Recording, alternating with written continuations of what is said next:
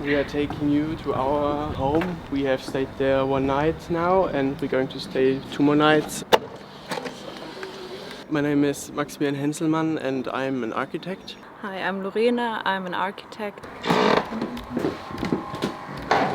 There's a bathroom here on this side. Yes, which we share. Here you have the living room, like the more comfortable area, and here the kitchen.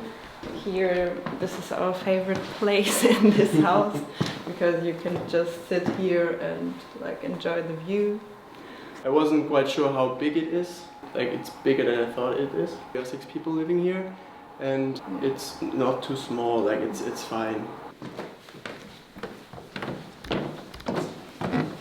There's a small space to read here. Would be good, I think. So this is the room I slept in. 1 bed and this nice space you can sit on. This is another bedroom where 2 of us sleep, and you have also a little workspace with a nice view.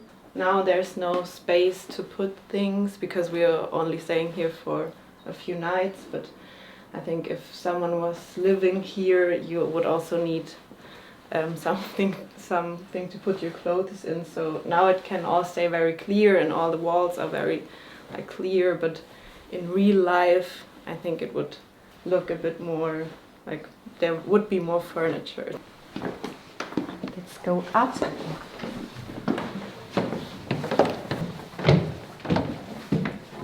This is the most special bedroom and I have the luck to sleep here. I like it very much that you have your privacy, like you're here in this like nest, but you don't have a closed wall and no door, so you could stay here and talk to someone who is at the ground floor. Yes.